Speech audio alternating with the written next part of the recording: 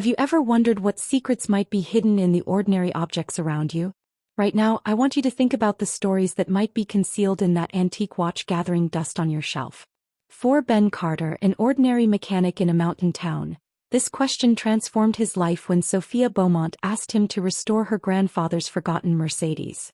As you watch their story unfold, you'll discover that what appears as a simple restoration project reveals something extraordinary. Ben's mechanical skills uncover mysteries within the vehicle that challenge everything he thought he knew about value and wealth. Stay until the end to find out what incredible secret was hidden within this car. Make sure to hit that subscribe button and give this video a like if you want to uncover more hidden stories like this. Ben Carter wiped grease from his hands as the unfamiliar Mercedes pulled into his small garage at the edge of Pine Ridge. The late afternoon sun caught its polished silver surface, a stark contrast to the worn pickup trucks and practical sedans that usually occupied his repair bays. He tossed the blackened rag onto his workbench and straightened his blue coveralls, the name Carter's Auto, stitched in faded red across the chest. In Pine Ridge, population 2,743, Ben had established himself as the mechanic who could fix anything with four wheels and an engine. His garage sat at the end of Main Street just before the road curved up toward the mountains. The persistent scent of coffee and motor oil hung in the air, a familiar comfort that grounded him during increasingly uncertain times. The Mercedes door opened with a precise click and a woman stepped out, tall with dark hair pulled back, wearing jeans and a simple blue sweater that somehow looked expensive. Ben could tell immediately she wasn't from around here. She carried herself with a quiet confidence that spoke of cities and opportunities beyond the mountain passes surrounding their town. "You must be Ben Carter," she said, extending her hand. "I'm Sophia Beaumont." Her handshake was firm, direct. Ben nodded, aware of the grease still embedded in the creases of his knuckles despite his attempt to clean up. The metal tools hanging on the wall caught the sunlight as he shifted his weight. "My grandfather, Arthur Beaumont, passed away last month," she continued. "I've inherited his farm about 20 miles from here. The old Beaumont place," Ben said, recognition dawning. "Up near Crescent Lake. Hasn't been anyone living there full-time for years." Sophia nodded. "That's right. I'm here because I found something in the barn. The car. It's been there for decades from what I can tell. I need someone who can help restore it." Ben's interest was piqued despite himself. The wrench he'd been holding clattered against the workbench as he set it down. "What kind of car are we talking about?" "A 1956 Mercedes-Benz. My grandfather called it his Gullwing in some old letters I found." Ben felt his breath catch. A Gullwing. Among car enthusiasts, few vehicles carried such mystique. He'd only ever seen them in magazines and at the occasional car show 3 hours away in the city. "Miss Beaumont, I think you've got the wrong guy. I fix Fords and Chevys with bad transmissions. I replace timing belts on Honda Civics. A car like that, if it really is what you say, it belongs with specialist restorers." Sophia's expression didn't change. "The specialists I contacted said the car is too degraded after sitting so long." She paused. "But I didn't drive all this way to hear the same answer again." Ben gestured around the garage. "This isn't exactly the place for priceless classics. This is about what it meant to him," Sophia said, her voice softening. "My grandfather kept that car hidden away all these years for a reason. I need to understand why." The words echoed against the concrete floor. Ben ran a hand through his short brown hair, feeling the familiar battle between curiosity and self-doubt. His mind was already racing through the complexities of such a restoration. The rare parts, the specialized knowledge, the countless hours of painstaking work. The financial reality of his garage had grown increasingly precarious. 2 new chain auto shops had opened on the highway, drawing away customers with flashy promotions. His checking account had dwindled to 3 digits and next month's rent loomed large. A restoration project could keep his doors open. "I'll come look at it," Ben found himself saying. "No promises beyond that." Relief crossed Sophia's face. "That's all I'm asking for now." 20 minutes later they were in Sophia's Mercedes heading toward the old Beaumont farm. The engine hummed smoothly as pine-covered mountains scrolled past the window. Ben occasionally glanced at Sophia, who kept her eyes on the winding road ahead. Her profile was determined and Ben couldn't shake the feeling that there was more to her story. Your grandfather, Ben said, breaking the silence. Did he ever mention anything else about the car? Where he got it, why it was important? Sophia's hands tightened slightly on the steering wheel. Just fragments. He wasn't one for talking about the past. It was only after I found some of his papers that I realized there might be something significant hidden away. Ben nodded, watching the shadows of clouds move across the distant peaks. He had the distinct impression that he was driving toward something that would change everything. The heavy barn door groaned open, its ancient hinges protesting after years of disuse. Sophia pushed with her shoulder, and Ben added his strength until the gap widened enough for them to slip inside. The scent hit Ben first, aged wood, old hay, and the unmistakable mustiness that accumulates in spaces left undisturbed for decades. Motes of dust swirled in the beam of afternoon light that cut through the darkness like ghostly messengers from the past. There, Sophia said, pointing to a large shape at the back of the barn, covered by a tattered canvas tarp. The outline beneath was unmistakable to Ben's trained eye, the gentle slope of a hood, the distinctive roof line. His heartbeat quickened despite his professional skepticism. They approached slowly, as if the shape might disappear if they moved too quickly. The barn's wooden floor creaked beneath their feet. Old farming tools hung from pegs on the walls, and a workbench collected dust along one side, abandoned mid-project decades ago.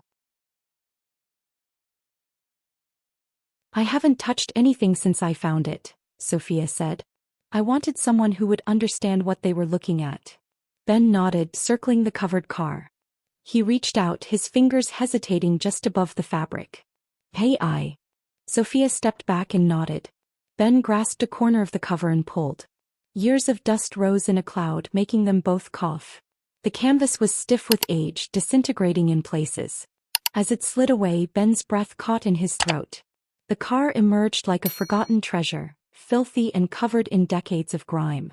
Its silver paint had dulled to a flat gray.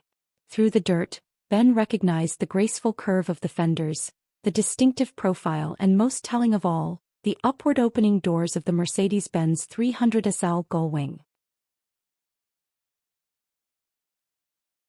This can't be real, Ben whispered, his voice hushed with reverence. Sophia stood a few feet back, arms crossed. Is it what I thought? The Gullwing? If I'm not mistaken, and I pray I'm not, this is one of the alloy-bodied models. They only made 29 of them. The car sat like a forgotten royal, its dignity intact despite its neglected state. The Mercedes star on the grille was tarnished but complete. One headlight was cracked, and rust had formed in patches along the wheel wells and door seams. Through the dirty windows, Ben could make out a leather interior, cracked with age but remarkably intact. What does that mean? Sophia asked. The alloy-bodied part? Ben ran his hand lightly over the surface. Most 300 SLs were made with steel bodies, but a few special racing versions were constructed with aluminum alloy to reduce weight. His eyes gleamed with excitement. They're extremely rare and valuable. He walked around the car, cataloging every flaw and restoration challenge.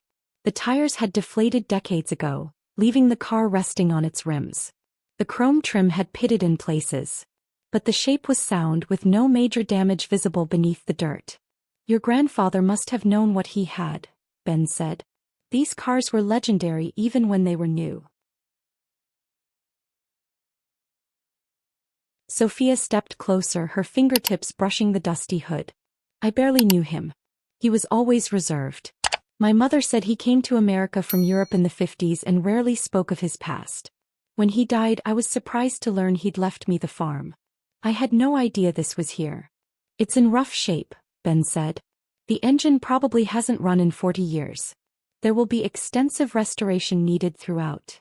But it can be fixed. Hope colored Sophia's question. Fixed, yes. But restoration at this level is rebirth. Ben carefully opened the driver's door, wincing at the creak of metal. He leaned in, examining the interior. Something caught his eye, subtle irregularities in the upholstery. Small seams that didn't belong in the original design. Someone modified the interior, he said, running his fingers along the unusual stitching. These panels have been altered. There are seams here that shouldn't exist. Sophia peered over his shoulder. What does that mean? I'm not sure. But it was done professionally with care. Almost like someone was creating hidden compartments. According to some letters I found, Sophia said, watching Ben's expression, my grandfather left Europe in a hurry in 1956. The timing matches the car's manufacture date. The pieces connected in Ben's mind. He brought it with him when he fled Europe, and then hid it away for the rest of his life. Sophia nodded, her eyes on the tarnished star. But why? What was he running from? Or what was he protecting? The Gullwing sits in Ben's garage like a time capsule, its silver body catching the morning light streaming through the windows. Ben had spent all night preparing the space, clearing out his regular work to make room for this piece of automotive history. The car looked both out of place and perfectly at home among his tools and equipment, like a sleeping giant waiting to be awakened. I need to document everything before we start, Ben explained to Sophia, who arrived early carrying 2 cups of coffee from the diner across the street. He handed her a small notebook. Can you write down what I call out? I want to photograph and note every detail before we touch anything. Sophia nodded, settling onto a stool near his workbench. Ben moved methodically around the car, his camera clicking as he captured images from every angle. The Mercedes looked different here in his garage than it had in the barn. The fluorescent lights revealed details that had been hidden in the shadows. The graceful curve of the fenders, the elegant proportioning that made the car a design masterpiece even beneath decades of grime. Ben spent hours documenting the car's condition, calling out observations while Sophia recorded each detail. Driver's side door handle intact but tarnished. Front left wheel original alloy, significant corrosion at the rim edge. By midday Ben had moved to the interior. He carefully cleaned a small section of the dashboard with a soft cloth, revealing a hint of the warm wood grain beneath the dust. The craftsmanship is incredible, he said almost to himself. They don't make them like this anymore. His hand froze. The wood veneer panel below the glove compartment didn't match the factory photographs on his laptop. Different grain pattern. Wrong seams. Someone's modified this, Ben said, pointing to the discrepancy. See how this section doesn't match the original design? Sophia leaned in, her shoulder brushing against his. Could it be a repair from long ago? Too precise. This was intentional. Ben's fingertips detected a slight ridge near the bottom edge. He pressed. Nothing happened. He retrieved a small flashlight, shining it at an angle across the wood. Shadows. Hidden seams. A secret waiting decades to be found. His fingers probed beneath the dash, feeling along the hidden underside. There, a small metal lever. I think I found something, Ben whispered. His voice tightened. Ready? Sophia nodded, barely breathing. Ben pulled the lever. The panel shifted outward. He eased it open, revealing a shallow compartment that had no business existing in a factory-built Mercedes 300 SL. Inside lay a weathered leather pouch, cracked with age but intact. Ben placed it on a clean shop towel. Together they watched as he untied the simple leather cord. The contents spilled out. A silver pendant engraved with unfamiliar symbols, a folded photograph, edges worn soft, and a small brass key, green with patina. The photograph showed a young couple beside an older automobile. The man, tall with a serious expression, stood with his arm around a beautiful dark-haired woman. They were dressed in 1930s fashion, their faces displaying a mixture of happiness and determination. Along the bottom edge, faded ink words read, "Last stop before freedom 1933. That's Arthur," Sophia said, touching the man's face. "My grandfather when he was young." Ben frowned at the date. But this car wasn't manufactured until 1956. How could they be with it in 1933? "They're not," Sophia said. "That's a different car in the photo. Look at the shape, it's not a Gullwing." Ben studied it closer. He was right. The couple stood beside a pre-war automobile from the early 1930s. So what's the connection? Why hide this in a car that came decades later? Sophia picked up the pendant, turning it over. The symbols caught the light. She held it to the window, watching it glint in the sunlight. Tears formed in her eyes. "That's my grandmother Isabel," she said softly, looking at the woman. "I've never seen a photo of them together. My mother told me they were separated during the war. Isabel never made it to America." Ben looked back at the Mercedes, seeing it with new eyes.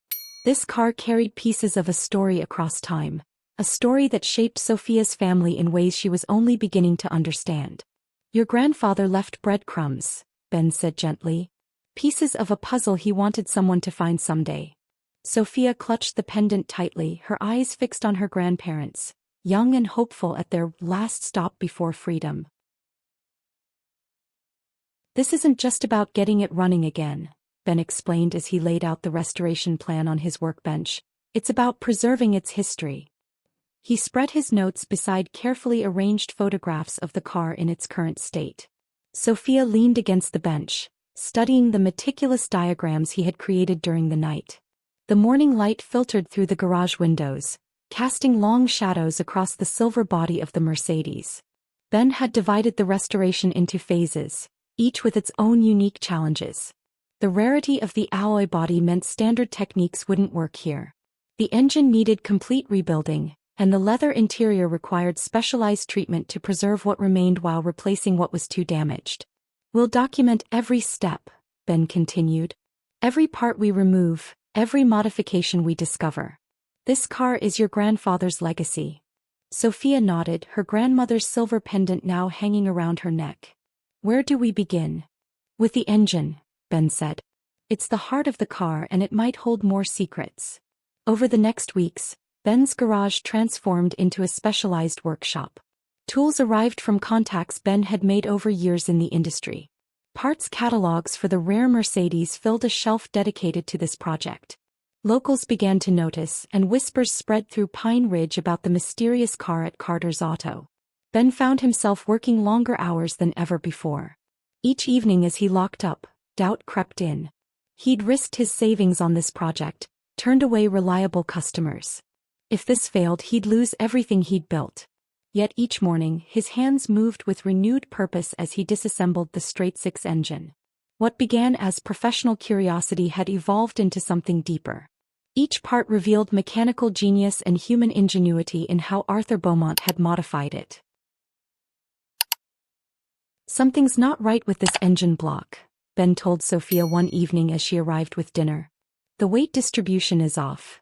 The next morning they removed the cylinder head. Ben inspected each component, stopping suddenly at an unusual weld mark inside the engine block. "Look at this," he said, guiding Sophia's gaze. "This section has been modified. Professionally done, but definitely not factory work." Using precision tools, Ben investigated the area and discovered a small metal container welded within a hollow section, positioned to be protected from heat and vibration. "He built it right into the engine," Sophia whispered as Ben extracted the container. "He never wanted it found except by someone who would take the entire car apart." The container held two items: a folded paper covered in coded messages, columns of numbers and letters, and a map with coordinates marked in the mountains near the Beaumont farm. While Ben continued restoration work, Sophia researched her grandfather's past at the county library. The Historical Society provided information about the Beaumont farm's purchase in 1956. She discovered that her grandfather had changed his name upon arriving in America. Before 1956, Arthur Beaumont didn't exist, she told Ben one night. At least not under that name. Ben nodded, wiping grease from his hands. And yet he arrived with one of the most expensive cars in the world, then hid it away. They developed a rhythm together. Sophia would arrive with coffee and research findings. Ben would share his progress and newly uncovered secrets. They ate lunch at the small table in the garage corner, sharing theories about Arthur's past. As he worked late into evenings, Ben found himself wondering what Arthur would think of his work. Would he approve of a stranger's hands rebuilding his masterpiece? The responsibility weighed on him, but each successful restoration milestone felt like a conversation across time with the man who'd created these ingenious modifications. As the restoration progressed, Ben discovered additional hidden compartments throughout the car, clever modifications in door panels, hollow spaces beneath seats, even a separate sealed chamber in the fuel tank. Each compartment yielded treasures: photographs, documents in multiple languages, jewelry, and coded messages. They catalogued each discovery, creating a timeline of Arthur and Isabel's journey. On a rain-soaked evening, after spreading their discoveries across the garage floor, Ben looked at the collection of items. "Your grandfather transformed this car into a vessel for something much more valuable," Ben told Sophia. Sophia nodded, picking up a photograph of her grandparents beside the Gullwing, their faces alight with purpose. A time capsule. A safe box. A message he knew someone would find someday. "The question is," Ben said, studying the map with its mysterious coordinates, "what was so important that he went to such lengths to preserve it?" The photograph of Arthur and Isabel sat propped against a mug of coffee as Sophia turned the pages of her grandfather's journal. The leather-bound book had emerged from behind the Mercedes dashboard panel, hidden there for decades. Its pages were filled with neat, careful handwriting, some entries in English, others in French and German. Ben watched as Sophia's face changed with each page, her expressions shifting between wonder, sadness, and something like pride. "I never knew him," she said without looking up. "He was my quiet grandfather who lived on the mountain farm and came to Christmas dinner once a year. He barely spoke about himself, just asked questions about school and listened to my mother's stories." She traced a line of text with her finger. "But he was so much more." The garage had become their investigative headquarters. Ben had cleared a corner where they assembled the pieces of Arthur Beaumont's past like a puzzle.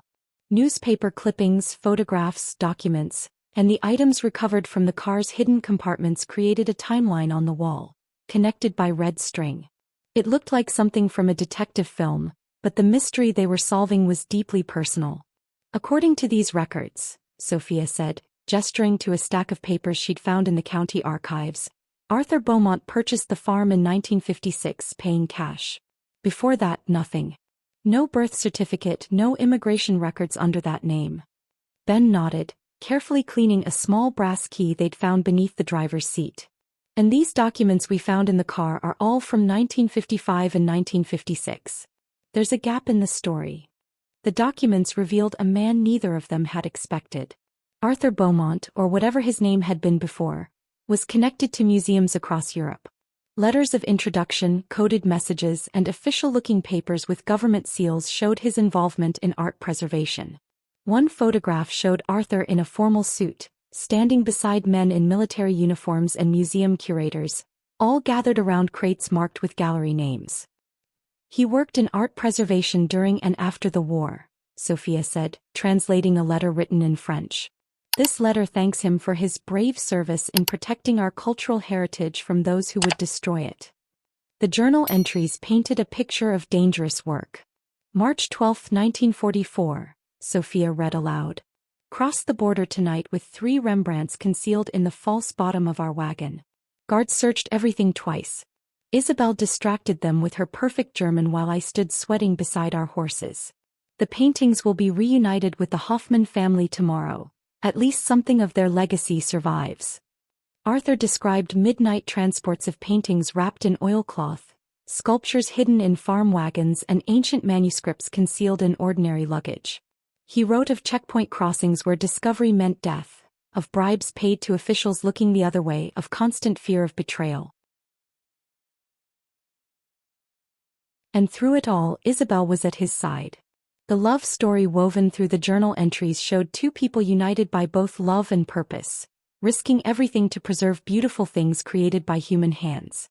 "Listen to this entry," Sophia said, her voice tight with emotion. "Today I purchased the Mercedes. It is beautiful, but more importantly, it is perfect for our purpose. The metal body can be modified without detection. Isabel has already designed the hidden compartments. We will have it for only 3 weeks before we must leave, but it will carry our precious cargo to safety." Ben turned from the engine components he was cleaning. "They bought the car specifically to smuggle artifacts.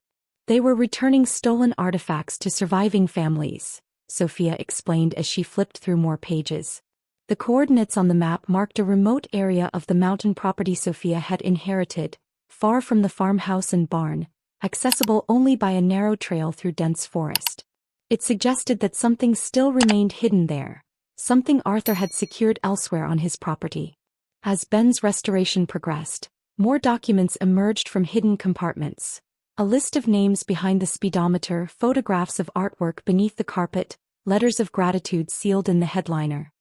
He lived 2 lives, Ben said, organizing their findings. The quiet farmer everyone knew, and this other man who risked everything to save pieces of history. Sophia held a photograph of Arthur and Isabel standing before the Mercedes, their faces determined. It was dated just 1 week before Isabel died during their escape to America. "He brought the car here as a memorial to her," Sophia said softly. "Everything they did together was contained in this car. Too painful to look at but too precious to let go." The restored engine of the Gullwing roared to life for the first time in decades, the deep rumble echoing against the mountains that surrounded Ben's garage. Ben sat behind the wheel, his hands trembling slightly on the polished steering wheel as he listened to the heart of the machine beating once again. Sophia stood in the open doorway, her face illuminated by the morning sunlight, a smile spreading across her features as she witnessed Arthur's legacy awakening from its long slumber. "It's alive," Ben said, his voice barely audible over the engine's purr. He carefully adjusted the idle, his trained ear detecting every nuance in the sound. After weeks of meticulous restoration work, this moment felt almost sacred. But they had little time to celebrate this milestone. The map with coordinates marked in Arthur's precise handwriting waited on the passenger seat, the edges worn from their frequent handling. Ben switched off the engine, the silence that followed heavy with anticipation.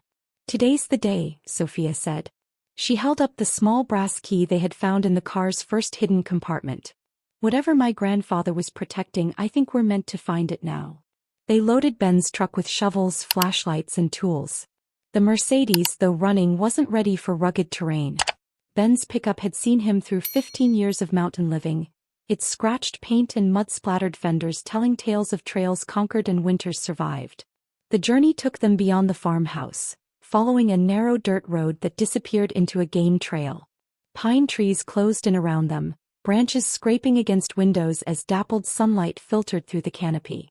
"According to the GPS, we're getting close," Ben said, checking the coordinates. The truck crawled forward on ground that hadn't felt a vehicle's weight in decades. They emerged into a small clearing where the remains of a shed or small cabin lay collapsed. Years of mountain winters had reclaimed the structure, with saplings growing through what was once a floor. Sophia surveyed the ruins. "This can't be it. There's nothing here." Ben stepped out, his boots sinking into soft earth. He circled the collapsed structure, scanning the ground with methodical attention. "Wait." He knelt beside a foundation stone. "Look at how these stones are arranged." Beneath rotted timbers lay a foundation that didn't match the shed's modest size. The stones formed a pattern too deliberate to be random. They began clearing debris, pulling aside broken boards and tangled undergrowth. "The stones are different here," Ben said, brushing away soil. "These were cut, not gathered from the mountain." They worked in silence for nearly an hour. Gradually, they uncovered a complete circle of carefully placed stones, a foundation that made no architectural sense for the simple shed. Ben felt along one stone's edge. His fingers caught a seam. Too straight. Too perfect. He pulled, but it didn't budge. "There's something here. Help me clear more." More digging revealed their answer. A metal hatch disguised within the stone foundation. A small keyhole, green with patina, waited in the center. Sophia held out the brass key. "Do you think?" Ben nodded. He inserted it into the lock. Corrosion fought against them. Ben applied oil, working it gently into the mechanism. The key turned with a decisive click. They lifted the hatch. A narrow staircase descended into darkness. Cool air rushed up, carrying the scent of dry stone, air undisturbed for generations. Ben switched on his flashlight. "I'll go first," he said, stepping down. Sophia followed, gripping his jacket. The staircase opened into a chamber roughly the size of Ben's garage. Their flashlight beams revealed wooden shelves lining the walls. Upon these shelves stood dozens of crates and trunks. Some bore faded markings, museum names from Paris, Vienna, Warsaw. Others carried family crests or identification numbers. Everything was meticulously organized, each item carefully labeled. The chamber had been constructed with attention to preservation, like a time capsule sealed away from the world, waiting for the right moment to reveal its secrets. "My God," Sophia whispered, her voice echoing slightly. She moved forward, her flashlight illuminating crate after crate. "What did he do?" Ben ran his hand along a wooden crate marked with a Vienna Museum label. The hidden cellar's craftsmanship spoke of careful planning, of purpose. "Your grandfather wasn't running from something," Ben said quietly, newfound respect in his voice for the man he'd never met. "He was protecting something." Dust motes danced in the beams of their flashlights as Ben and Sophia carefully opened the first crate. Their hands moved with reverence, lifting the wooden lid that had remained sealed for decades. Inside, wrapped in layers of protective cloth and oilskin, lay a painting. Sophia gently pulled back the covering, revealing colors that had remained vibrant despite the years. A landscape of rolling hills and cypress trees beneath a twilight sky. "That's a saison," Ben whispered, his voice catching as the significance dawned on him. "Or at least it looks like one." Sophia's hands trembled as she carefully returned the protective covering. They moved to the next crate and the next, each opening revealing new wonders. A small bronze sculpture. Illuminated manuscripts. Jewelry that glittered even in the dim flashlight beams. Gold coins from various eras, systematically organized in felt-lined drawers. The enormity of their discovery slowly took shape. Dozens of crates lined the walls. Trunks stood in neat rows down the center. Each bore labels and catalog numbers in Arthur's precise handwriting, a carefully preserved archive. "There must be hundreds of pieces here," Sophia said, her voice small in the underground space. "These are pieces that disappeared during the war.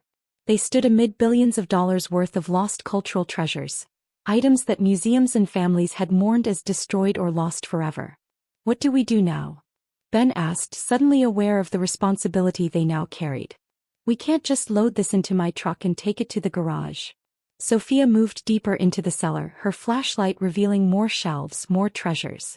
On a small desk at the far end, she found a leather portfolio bound with a simple cord. Inside were page after page of meticulous records, each artifact catalogued with photographs, descriptions, and notes about its origin. "He documented everything," she said, turning pages carefully. "Museum names, family names, dates when items were acquired. He's noted who many of these pieces should be returned to if they survived." Ben joined her at the desk. Arthur's records were comprehensive. Each item had its story preserved alongside its physical presence. This was the work of a guardian. As Sophia turned the final page, a sealed envelope fell out. The wax seal remained unbroken, the front inscribed, "My dearest granddaughter." Sophia broke the seal with trembling fingers and unfolded the letter inside. "My dearest granddaughter," it began, "if you are reading this, then you have discovered what I have protected all these years. These treasures were never mine to own, only to safeguard until the world became a place where they could return to their rightful homes. Some were taken from museums bombed during the war. Others from families who did not survive to reclaim them. I have kept detailed records of each piece, its history, and where it belongs. This was my life's work, and now I entrust it to you. Do what is right, not what is easy. These artifacts belong to humanity and to history. Your loving grandfather, Arthur." Tears streamed down Sophia's face. This wasn't a windfall.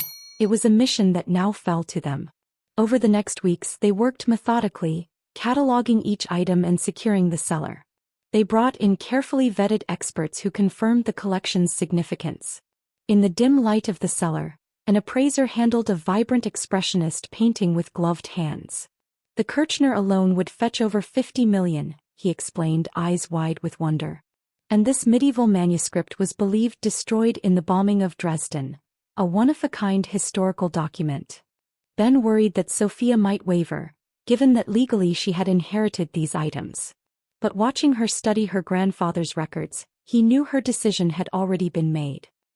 "He didn't hide these things to keep them," Sophia told Ben as they secured the cellar. "He hid them to save them. Now it's our turn to finish what he started." She stood in the doorway, looking back at the treasures her grandfather had protected. Ben saw the true legacy Arthur had left. A commitment to preserving beauty and history, even at great personal cost. We'll need help, Ben said, placing his hand on her shoulder. This is bigger than us. Sophia nodded, determination replacing uncertainty in her eyes. Then let's find the right people. My grandfather protected these treasures for decades. We'll make sure they finally find their way home. The fully restored Gullwing gleamed under spotlights in Ben's transformed garage, its silver body catching and reflecting light like a mirror. Museum curators and art historians circled the car, their faces showing mixtures of awe and professional admiration.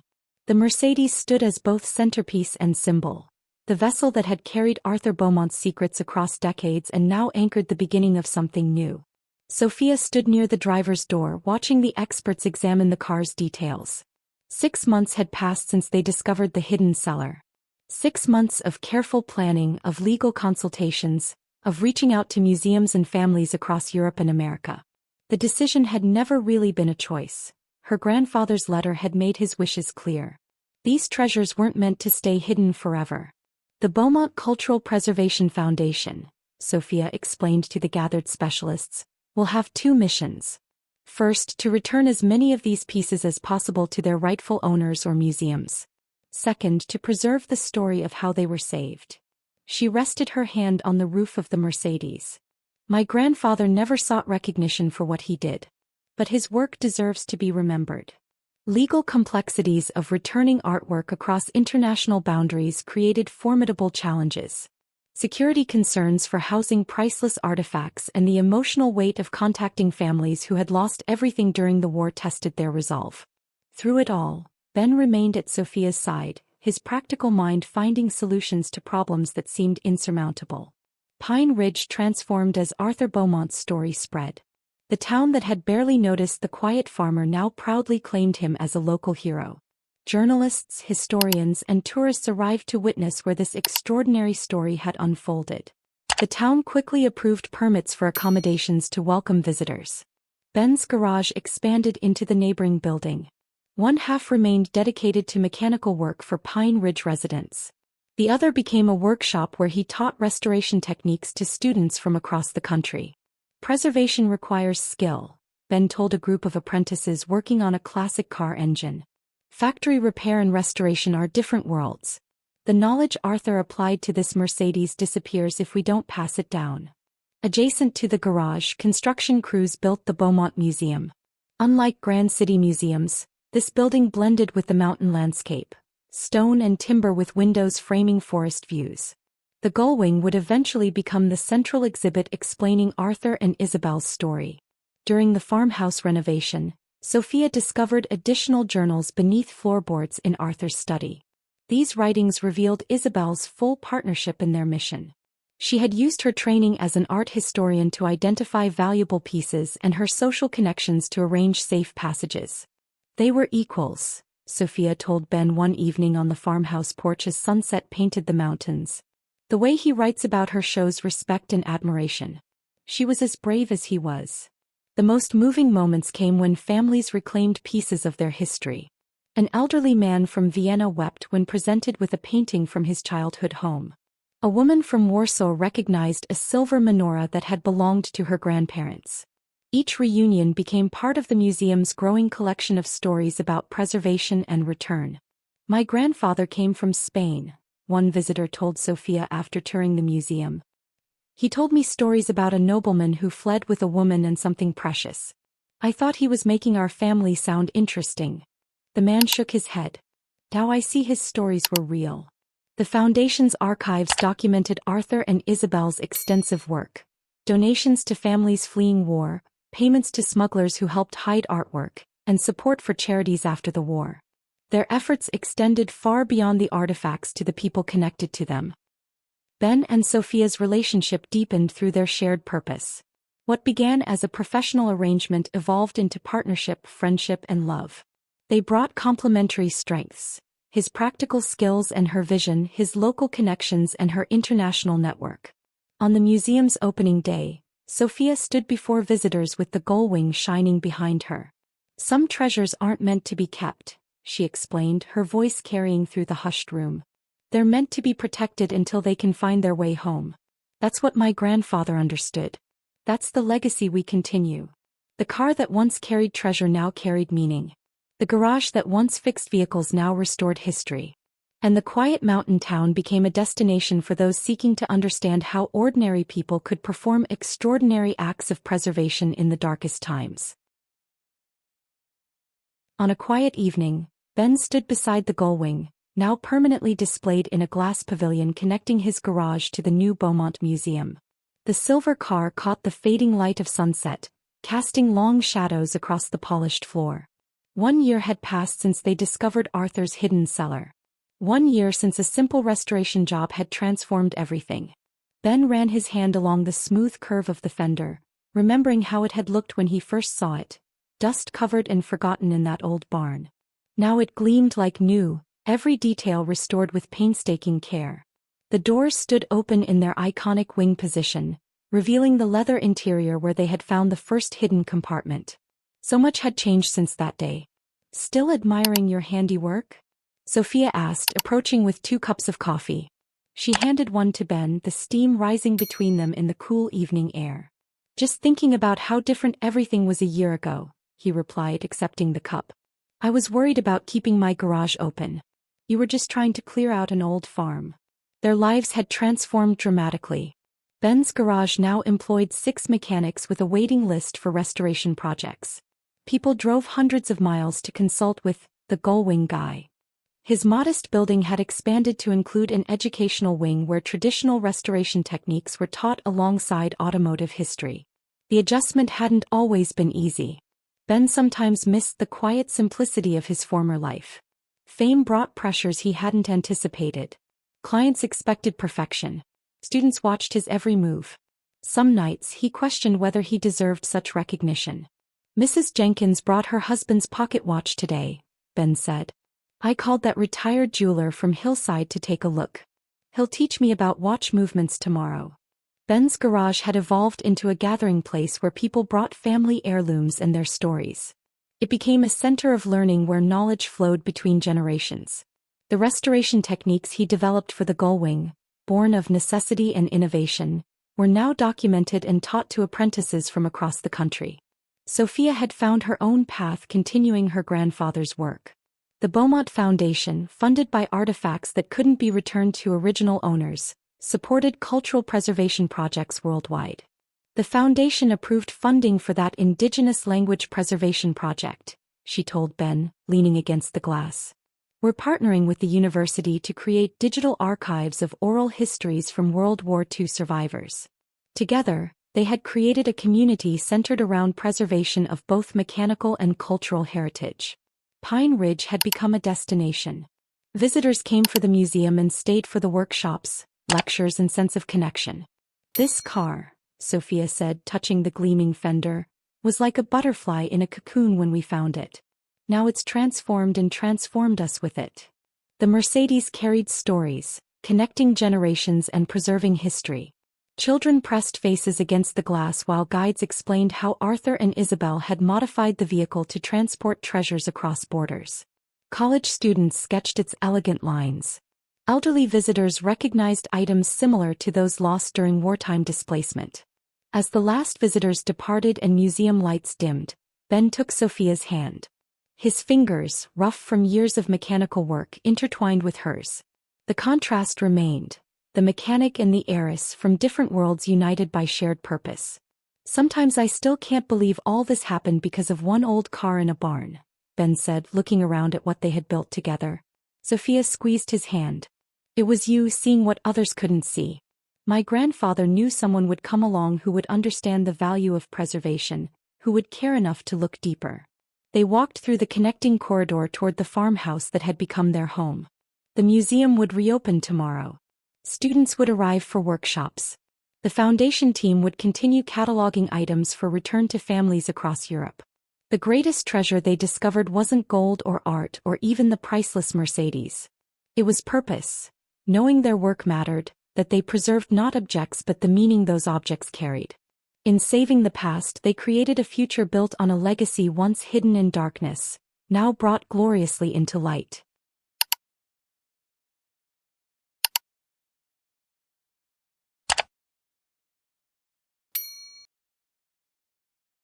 The Gullwing's doors rise like wings catching the sunset through the museum windows. Silver metal glows amber in the fading light, a daily reminder that beauty and purpose can emerge from the most forgotten places. Ben and Sophia stand together beside the photograph of Arthur and Isabel, prominently displayed next to the car that carried their legacy across time. Their fingers intertwine as visitors depart. The dusty corners of your own life may hold treasures waiting to be unearthed, treasures of meaning, connection, and forgotten stories. Like artifacts beneath layers of time, they wait for someone willing to brush away the dust and continue a story greater than themselves.